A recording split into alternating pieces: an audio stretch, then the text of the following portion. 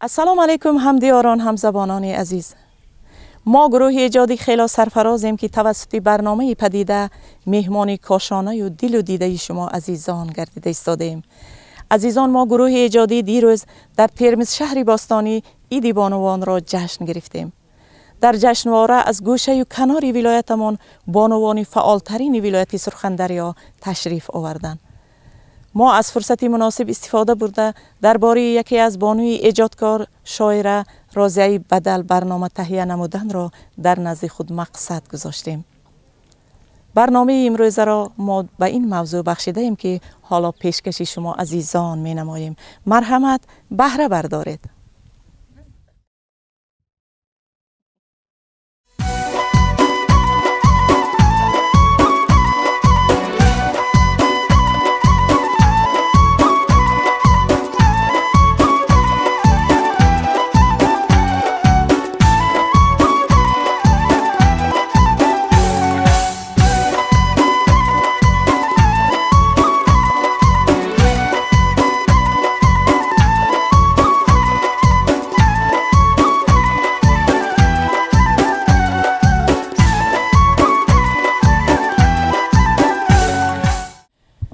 همدیاران عزیز، خیلی که خود گواهید مهمانی برنامه امروزه ما شاعره شیرین کلامی دره نهان ناحیه سر آسیای ولایت سرخندریا راضیه بدل گردیده ایستادند.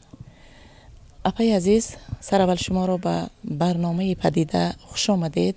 نور دیده تاج سر میگویم. اپای عزیز، خیلی که خود گواه گردیده ایستادید. بر دیار نازنین ما بهار عالم افروز قدم رنجه نموده ایستاده است. ما شعری که درباره پرستو بخشیده اید، البته بهار نازنین را به پرستو تصور کردن دشوار است. شعری درباره پرستو بخشیده شما را همه ما دوست می داریم. چی می شد که از همین شعرتان برای مخلصان تاجیک زبان ما قرائت می کردید؟ پرستو جان، وقتی که در خانه تنها نشسته بودم، پرستو آمده با جفت خود در لانش کیم چای می گفت با هم دیگر. شاید من آن را شنیده باشم که انا این داستانچم را به وصف آن دو جفتک نوشته بودم. حاضر قرائت میکنم. پرستو جان آمدی، پرواز کنان آمدی، از راه دور آمدی، با دل پور آمدی، لانت شفت خانه نکرده کس ویرانه. بیا آن را آراتی، تخمکات را تو جاتی، چو هدهدی پرستو، تو خوشنودی پرستو. بیا بگو به من تو از کی بودی پرستو. بیا به ازبکستان، به دهه گلستان، گذشت فصل سرما، جوانی آف دنیا. بهار خرم آمد، نگار همدم آمد، این قدر زیبای تو بر چشمم طلای تو. با جفت خود بگفتی، باید امشب نخفتی. رب آب و دانه بیار، اشیای خانه بیار، خانه که آرا شود به هر دو ماه جا شود. این گوها را شنیده شوهر برفت پریده، رفت آب و دانه آورد، اشیای خانه آورد. هر دو با هم نخفتن، گپی بد هم نگفتن. روی خانه شد رفته، یک خانه آلفته. تخمچه ها پیدا کردن، به خانه چه جا کردن. شوهر گفتا نبرا، از روی تخم نفرا. بهر تو یا نمیرم، به آب و دانه میرم. رفته خوراک آورم، لقمه پاک آورم. گذشت امروز و دیروز، آمد یک روزی فیروز. چوجه ها پیدا شدن، مادر را شیدا شدن. پدر گفتا آفرین، مادر گفتا نازنین. راضیه بدل از سال 1961 در دهه ینگ حیات ناحیه سر آسیا به دنیا آمده است. تحصیل ابتدایی و میانه را در مکتب رقمی 38 ناحیه سر آسیا گرفته است. او از خرد شعر ایجاد میکرد و شعرهای شاگردانه او در روزنامه‌های حقیقت سر آسیا، صدای سرخان و آواز تاجیک چاپ شدند. در مکتب ادب پروری او را قدر کرده کتابدار تعیین نمودند. بداهتاً شعر میگوید: پرستوی امید نخست مجموعه اوست. ما گروهی ایجادی امید داریم که بالی پروازی پرستوی امیدی رازی بدل و قوی میگردد و به عالم شعری جاویدانه پرواز میکند و به مقصد میرسد. به این بانوی ایجادکار رتباری ها را تمنا داریم.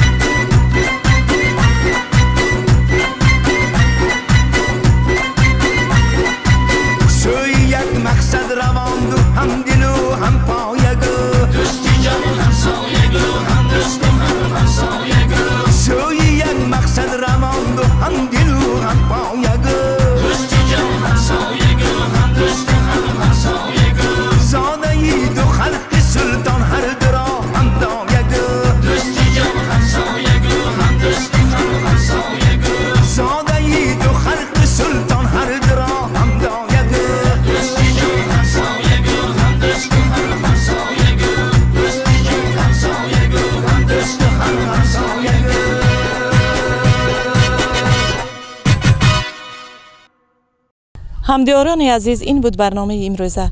اگر برنامه امروزه مقبول شما گردیده باشد، ما خیلی سرفراز می‌گردیم و برای تهیه برنامه‌های جالب پیوسته می‌کوشیم. خانه آباد و سربلند باشید عزیزان. خیر.